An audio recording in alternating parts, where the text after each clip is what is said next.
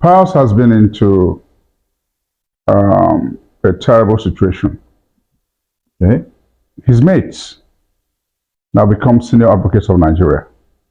And you know, that's one good thing about the testator. It takes you through the whole hog and gives you a picture of what you were taught in law school, a picture of what is, what it should be, and so on. Like, for instance, these days he dreams someday he would reach the apogee of his career, that he will become a senior advocate of Nigeria. And what are those ingredients to making you a senior advocate? Some of the requirements: 10 years post-call to bar, 8 judgments in the High Court, 6 Court of Appeal, and 3 Supreme Court judgments. And you receipts of your practicing fee payment.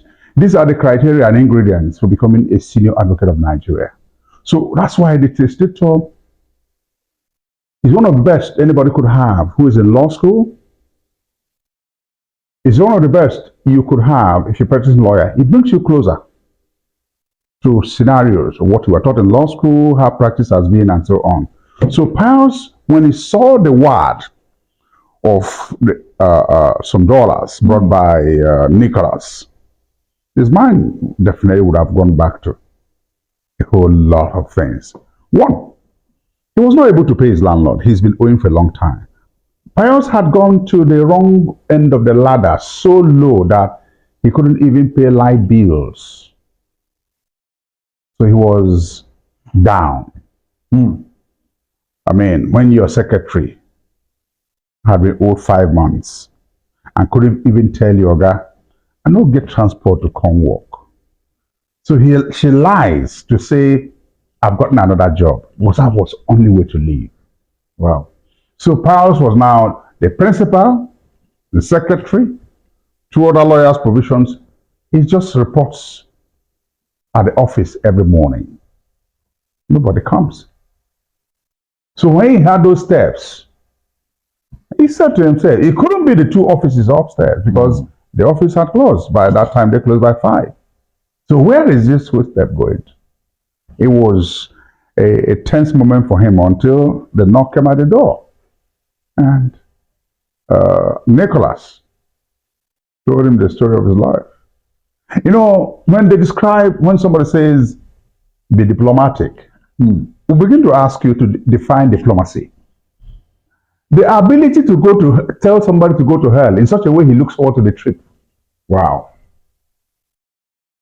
The ability to tell somebody to go to hell in such a way that the person really looks forward to the trip, that's diplomacy. So Nicholas came with this go to hell. I've been monitoring you. My eyes have been on you. More. He had all the history of what has happened to Pius. No wife, no children, owing his staff, he couldn't pay services bills. Don't forget, this was a lawyer to the man who behind the story, Chifuano. Wow. So for you to have been a lawyer to a very rich man, you should either be at his level, or even if you were fall to a middle level, but Pius collapsed. Wow. So that's not the kind of story we want to tell some people. But it's a lesson. It's a lesson because mismanagement has rendered a lot of people to the level of Pius. You know, he led a life that was lustful and wasted money on a whole lot of stuff. Published his own obituary and all the stuff. He was bumped in a car and all the stuff. Disappeared. Just want to disappear. You commit something in New York, you run to Maryland, nobody knows you here, you lie low, and so on. It went to the extent that Pius could not compete at the high courts, so he was taking matters of the magistrate court. It's a court of inferior jurisdiction. Yeah. So when it got to that level, and Nicholas came to find him out, who is he? Fire says, how may I help? He said, no, you can't help me. I'm here to help you. Hmm. So when he slashed the wire, it's also another way, acting, sometimes acting is like somebody came to a church and sang a song in the morning. People were laughing and clapping. Some other person came to that same church in the evening, sang the same song, and people were weeping. So, what am I trying to say here? He could have just dropped the money careless like this. He could also come and say, Yeah. I'm talking to you. Different gesture. Different gestures. Same money. That's it. So, unfortunately, not giving out everything in the story. But when you boil a rotten egg, it cannot remove the rottenness. Yeah. This book, Testator, you see the most outstanding proverbs. You see the most outstanding, and it's a thing we use to lace it, so that somebody who's reading can, even if you're not Nigerian, You follow. as long as you are a human being, it's for you. So it's a legal drama, a thriller. 1 minute. Thank you for listening to and watching Alex Mason podcast. See, on my podcast, I try to bring the most exciting guests, and I try to talk about really topics that matters a lot. And I read this book, The Testator. I read it overnight, and I am blown out by the information and just the story, the thriller in this story. And it's something that is happening in real life. These are things happening in real life, and to have someone encapsulate everything in a book, it's really amazing. If you want to know more about this story, look it up online, read the summary about it, and get a copy of it, read it. You might need it one way or the other when you're dealing with people. I also read a book called Act of War and 48 Laws of Power, and I've seen how people can play around psyche and manipulation. Reading this book will help you see how people in real time can try to play on your intelligence, and that might help you in your day-to-day activity. Back to the talk. Yes. So one thing I always tell anybody who wants to read the Testator is, if you're cooking, boiling soup, stew, whatever it is, don't start reading it. Because it's unputdownable. One page takes you, not because we wrote it, but one chapter takes you to the next chapter. So it runs like that. Yeah. And it brings you to a Nigerian or an African who is reading. It brings you closer to characters, brings you closer to events. There's nothing as good as a person reading a book and seeing where he has been to in New York. You begin to picture. Yeah, right. That's the mindset with which we wrote this. Right. So you come to terms with certain things that will gladden your heart. But most of all, like you really said, the central theme of the Testator is a niggling issue of will, either tested or intestate. Intestate in law is dying without a will. Testate is when you have written a will. So many Africans, one of the greatest challenges people who have lived in Africa or Africans is succession, the problems that come forth after a person has passed on, especially the ones who amass so much wealth. Its distribution into legacies, because in law we call it legacies. Either you call it legacies or what property the person left behind and so on. It's always been a very troubling issue. Secondly, where a man has maybe more than one wife, it becomes a bigger issue. Where the man has many children, bigger issue. There's one thing I need to bring to the fore right now as we speak. Many people in Africa, after acquiring wealth, send their children to the Americas, Europe, to this. Those children end up losing interest and coming to manage whatever wealth they left in Africa. Yeah. Right.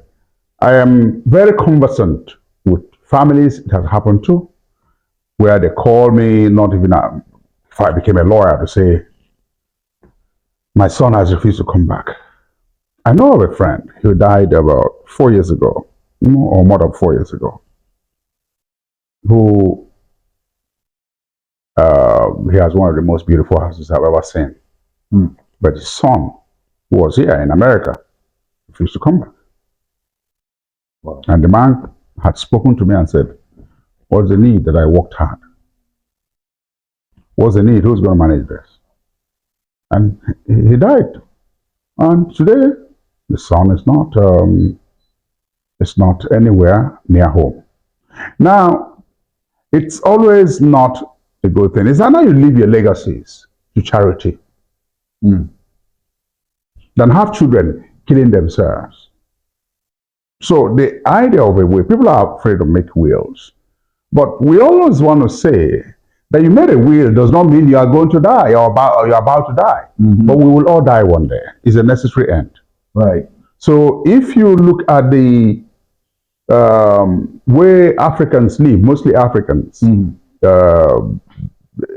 if I make a will, my wife may kill me, my son may even quicken my death. Yeah, once they see, they will start to benefit. Yeah, right. But it's something that's good, especially when you don't want to leave the administration of your estate in the hands of the government or people who may not be trusted. Yeah. But there's need for the family to be intact, so that the children will be taken care of and things spelled out when the will is being read. Right. I also believe that, well, war sometimes is inevitable. And life in itself is chaos in the sense that there's problems are bound to happen one way or the other. So I believe living a will is even better than living no will, because living a will at least give those beneficiaries a place to start the war. Exactly. But when there's no will, they don't. They start the war randomly. It's like grab whatever you can grab, and at the expense of anything. And that's even an invitation to those who are not supposed to be beneficiaries to try to put a stake in the war. In fact, it's disputable most times, because what happens in law is that it is the will with the probate registry that's original.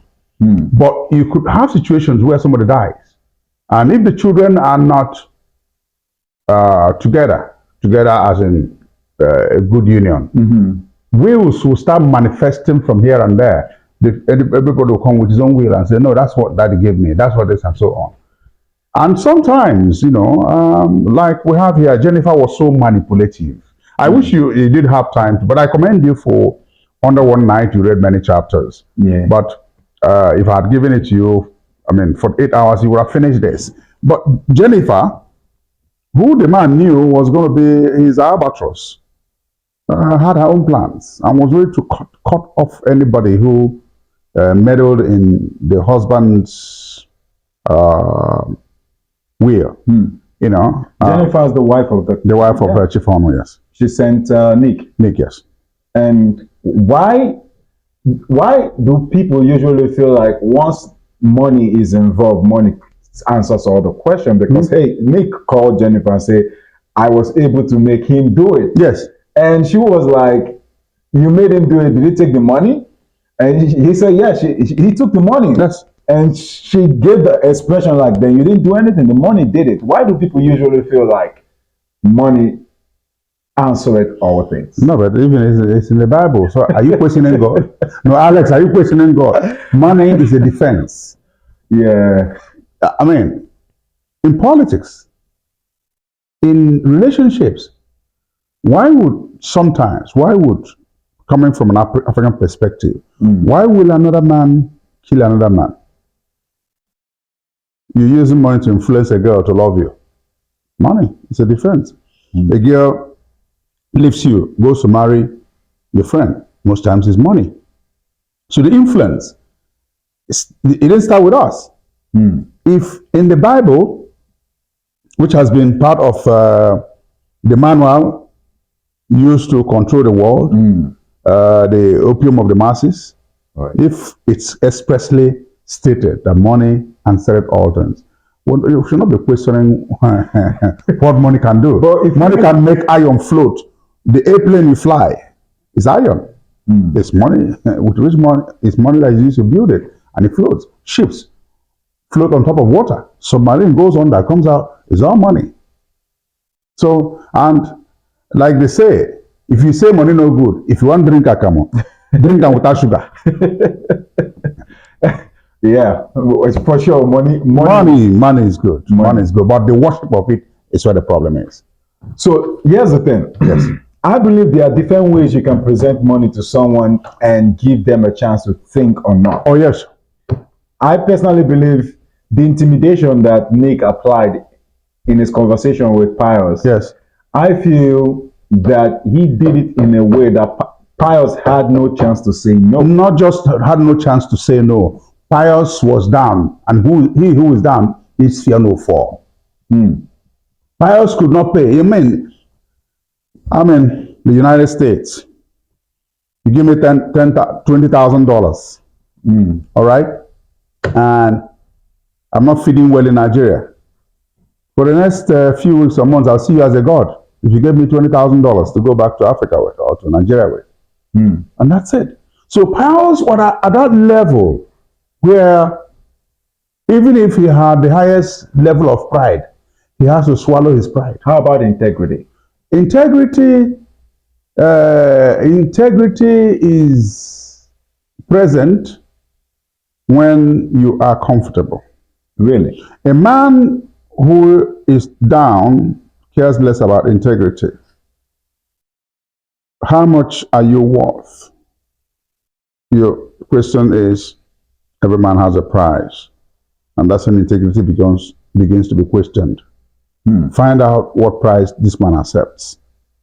All right? The price of some people is women. Give them the best girls. They sell their integrity for a pot of porridge. For some people, the integrity is dismissed at the altar of how much are you paying into my account offshore. You know, like they say in Pidgin, hunger will get hope, no they kill. But if a man is a judge of a court and can't pay his children's school fees, because most of the people who are in these places in Nigeria and so on have their children abroad. The president of a country, you don't want them to go to a school close to you. You fly them abroad. What if that judge who's supposed to give judgment in a matter has not been able to wire dollars to his children? Somebody brings a matter and they give him an offshore way to bring money and all the stuff. His integrity will tell him through his wife that you're a very stupid man. Because most times you may not go through the man, you may go through the wife and say, look, I know, like Nick told Pius, look, I know you're owing your landlord. I know you haven't paid your staff. I know you're doing this, this. So if a man goes through your wife to tell you, look, Alex, your car is pushed every day. You've not been able to change your car in 15 years. The man reels out, even when you came to America and so on. You begin to doubt your integrity. You begin to say to yourself, where would the kind of integrity go? Like Nigerians will say, where are we going with this integrity? Where has it taken me to? A man sometimes comes to the realization to ask himself some deeper questions. And when you ask yourself deeper questions, that's when you begin to live the truth. Right. That's just it. You're right. You're very right. Because, you know, when I moved to the United States, I started asking myself a lot of questions about everything I believed growing up. And even looking at what happened to Emeka was touching. Who's Emeka?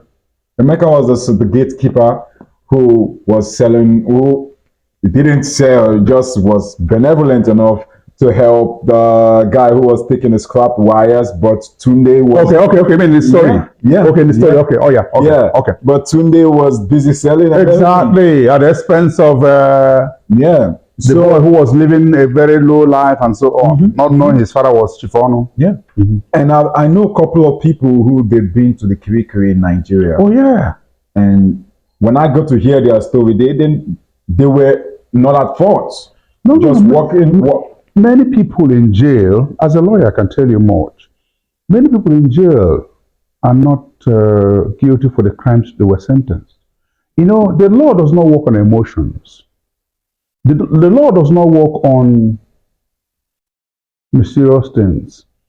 That's why, if you say now that I slapped you and 64 teeth instead of 32 fell on this table, and the slap was spiritual, you can't prove that in court. So the science and the law work together. What you can prove in court is evidence. That's why you can see that a man killed and was discharged. Evidence. So you don't come to the court and start putting forward esotericism. That this one is a witch. That the witch cried in the night. I know when I opened my eye, he turned to a lion. The law does not understand that. No, that's not how the world works. But if you have critical evidence and prove it to the court, that's what the court takes. That's how the law works. Wow. Do you personally know anyone who has been in court unjustly that you know for a fact that this person has been jailed wrongfully, but the person doesn't just have substantial proof to prove his innocence? Do you personally know anyone? Oh yeah, sure. I mean, the thing is that,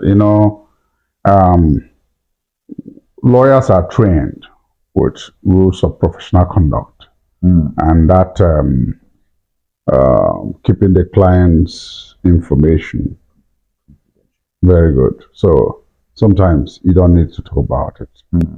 Again, when a matter is prosecuted up to the Supreme Court, if the Supreme Court rules, as much as you can offer your views, you don't begin to talk down on the Supreme Court.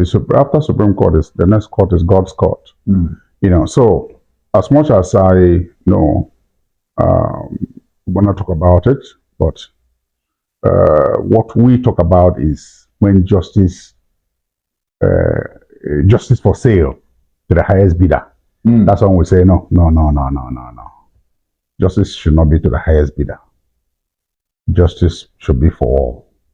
So looking at it from that critical perspective, it's very critical that when you have a matter, you go for the best lawyer.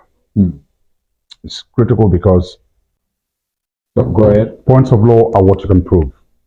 Okay. All right. The judge cannot help you. Sometimes a judge could ask you a question or rule out on thing for you to come back if you're an intelligent lawyer. But then he cannot come into the middle of the matter. Middle of the matter we talk about in law is that he cannot put himself as if he was a litigant. Two lawyers are prosecuting a matter. He listens to you, notes, listens to the other person, he notes. After the balance of evidence and probability is what he rules on. So if you give him more evidence over somebody who killed, the person is discharged and acquitted. Wonderful. That's it. That's how the law works. So what should someone be looking for? What should someone be looking for if they are going through a criminal trial, like they are going through a very critical criminal case that involves life and death or jail time or not? What should they be looking for in their attorney or their lawyer? Well, when a crime is committed, it's now against the state. So it's no matter of what should be looking for. The lawyers know their onions. That's what they're trained to defend their clients. And guilt is only pronounced by the court. So if you killed someone, it's now you against the state, not the dead person now becomes the state. So prosecution would always prove his case beyond reasonable doubt. And if he proves his case beyond reasonable doubt, he may go in for whatever it is. But if the prosecution has some lapses due to not proper investigation, it may open a leeway for escape. So crime must be proved beyond reasonable doubt. And if you don't prove it, that's the end of the matter. So when you talk about what should be looking forward to is beyond being proven beyond reasonable doubt. That's where it ends in law. It's not a balance of probability. No, you don't have that in criminal justice. I mean, there are civil offenses, there are criminal offenses. There are two different ones. Just like you can't defend yourself as a litigant when it has to do with criminal cases. No, a lawyer must defend you. So, what should I be looking for in a lawyer? Like, what kind of lawyer? Let's say everybody has his own expertise. There are those who are election petition experts. There are those who prosecute elections. Just like you don't have jack of all trade. There are people who will tell you have never lost any case they prosecute electoral matters. There are those who criminology is their special area. There are those who, everything has its own expertise. People go to devote their time in constitutional matters, maritime, and that's their special area. It doesn't mean they don't take up other cases. A lawyer does not reject cases, okay?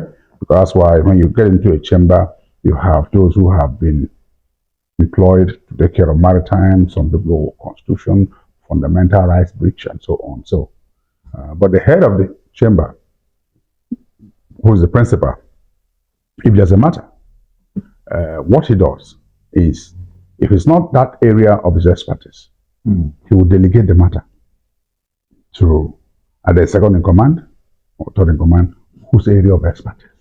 Because what I know and I've seen senior advocates do is their presence in court is huge. So they get to introduce, and then they may say, "My lord, this matter," he will speak. The expert now speaks. That's how the law works. You don't have to be an expert in all areas of law. Just like you don't have a medical doctor who is a dentist. You don't have, he's also neurologist, a psychiatric doctor.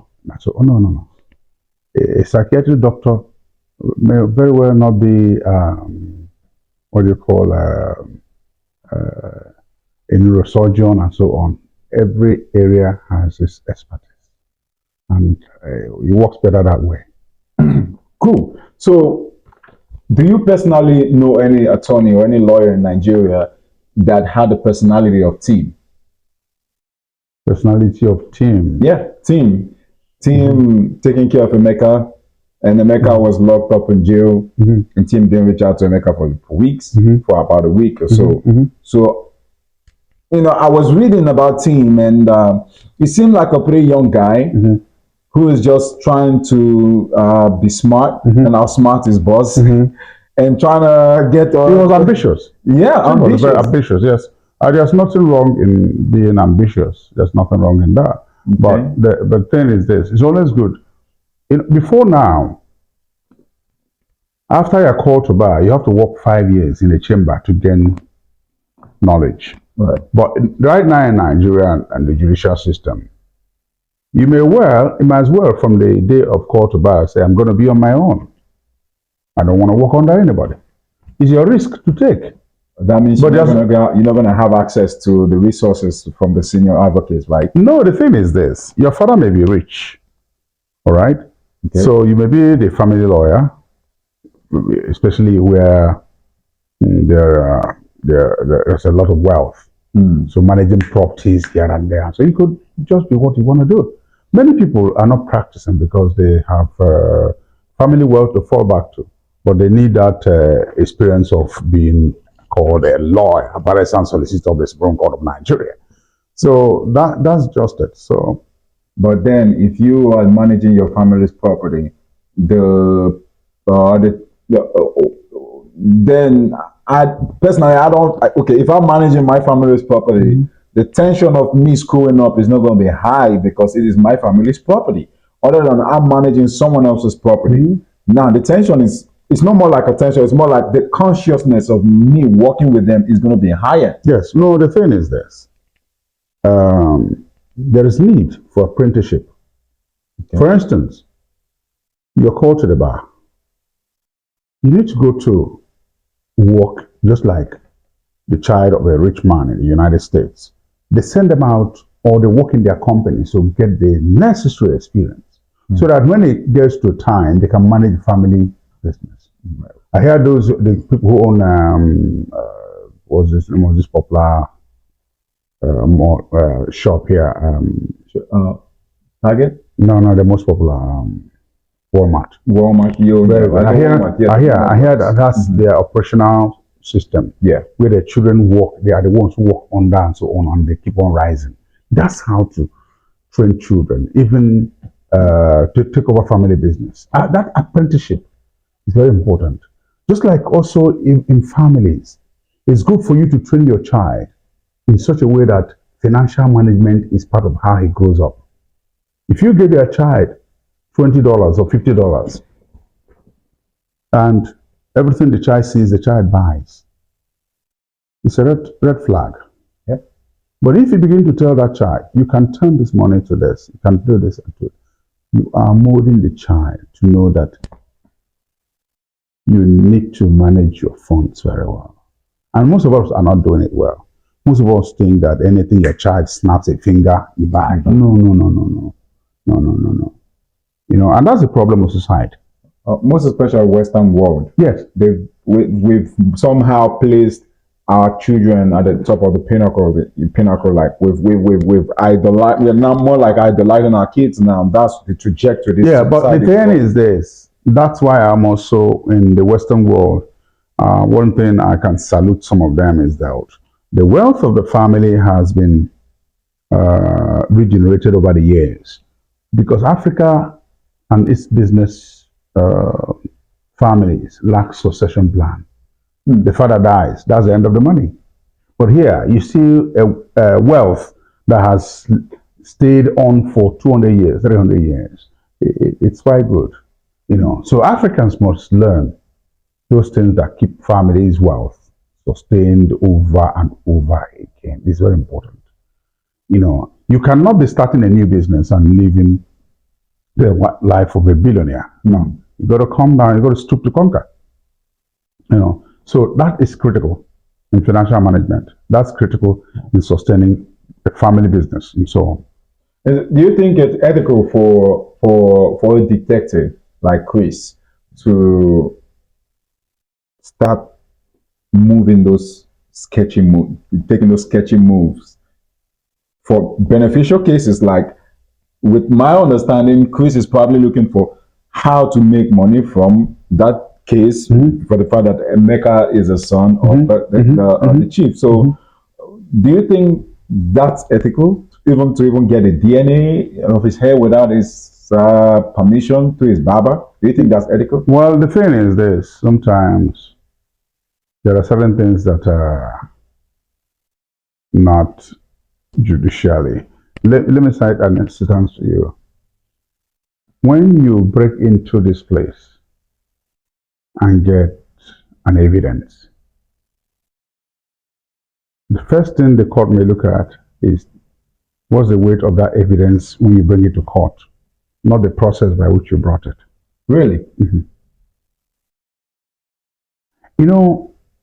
The law most times does not work in the way you think. The judge will determine what weight to attach to that what you have brought. That's how the law works. Interesting. So ethically you're looking at, but the law is looking at some other things. If, for instance, you have been falsely imprisoned in this room, all right? You can't get out to the door. You break through the window and escape. Fundamentally, what the law won't be looking at till you escape through the window. The life of a human being who was falsely imprisoned or held hostage or kidnapped is what the law is going to look at. Rather than the damaged property. Yes. Wow. That's interesting. So, this is actually a very good story. And I don't want to be a spoiler for this story. No. We will not. The listener should go and buy the book. Yeah. You know, so we don't give out or. Yeah. That's. It's interesting. It's interesting. So, do you think you're going to make this a movie someday? Oh, sure.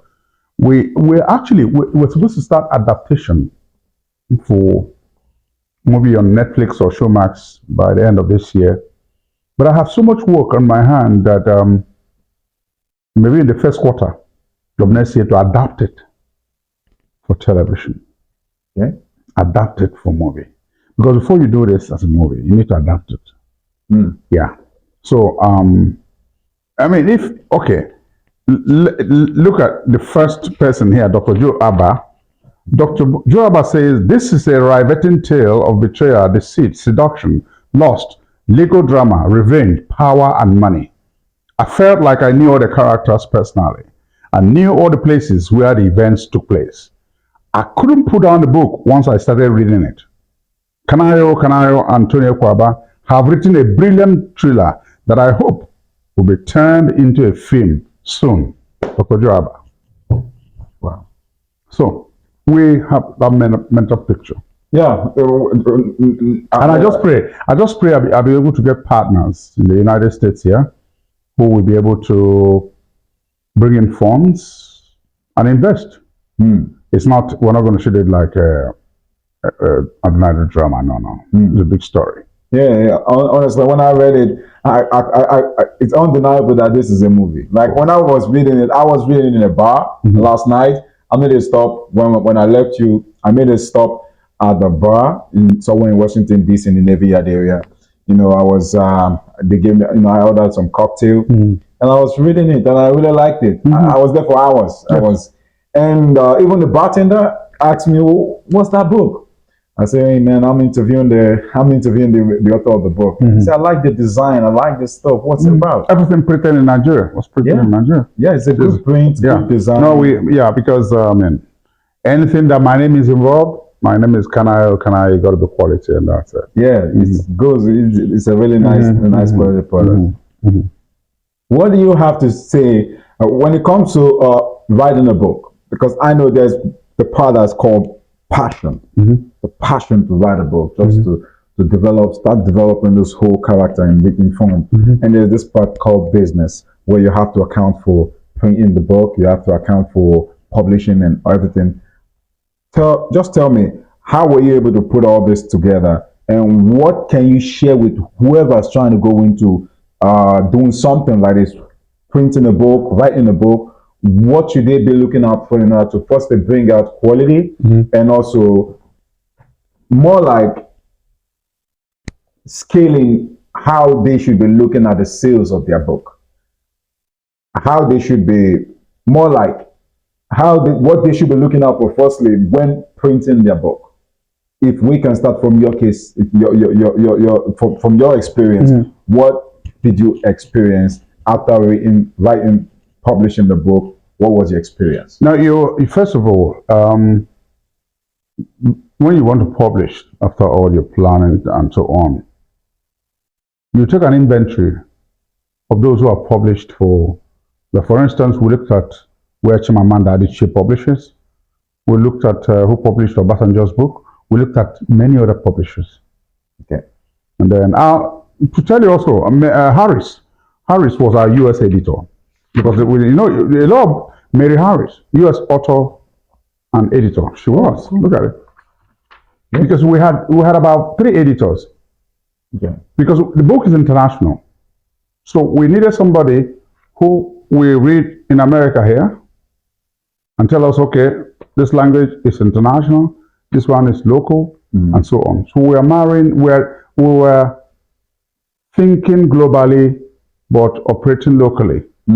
So Mary Harris was able to take care of that, and then we had two editors from Nigeria who looked at it. So how taking care of that? You needed to ask yourself which publishers will help us realize this without us emptying our pockets. They're giving us quality. And we found out that Harmony Publishers in Nigeria had published for 1, 2, 3, 4, and they're good. They're good. With print, with paper, and so on. So when you consider all this, you now get down to pricing and so on. You don't also want to outprice yourself in the market. If this is selling for $200, you go and make one for $500. Who's going to buy? So you also need to. So these are indices you have to consider. But above all, what is the idea of writing a book? Impact more knowledge. Somebody reads this and says, "You were telling my story." Because each day I publish something I have a high net worth on Instagram. I talk philosophy and so on. Somebody would always text back to say, "You were talking to me this morning." So anything you write in a book, you're talking to somebody. There's no idea that's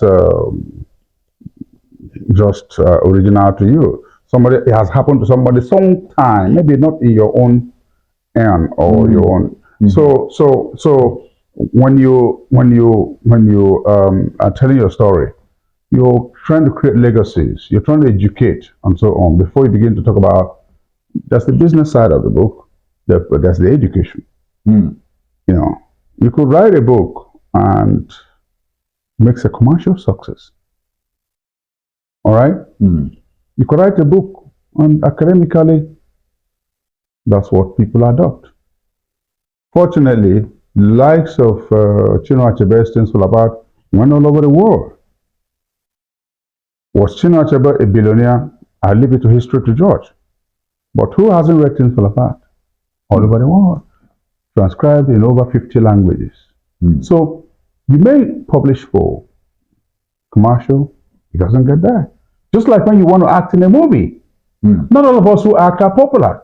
Some of us are popular, but not to the extent of you walk past and somebody says, "Hey, that's hey, may not be a Nigerian." So don't put that commercial interest first. But also hope the book gets to as many tables in your lifetime. How did some of us start? And what's inspiration? James Hadley Chase in the 70s. Then John Grisham. I admire John Grisham so much. He's a part of what we've done as Lego Trailers. We are the John Grishams, maybe of Africa. We're telling our own story now from our own perspective, our judicial system, and so on, to write this. But many of us read James Hadley Chase. Many of us read, just like Dr. Sam Amadi said here. Dr. Sam Amadi says, in The Testator, the authors take the readers through a surreal and magical adventure in the tragic comedy of power, law, and human suffering. This tale has a dramatic effect.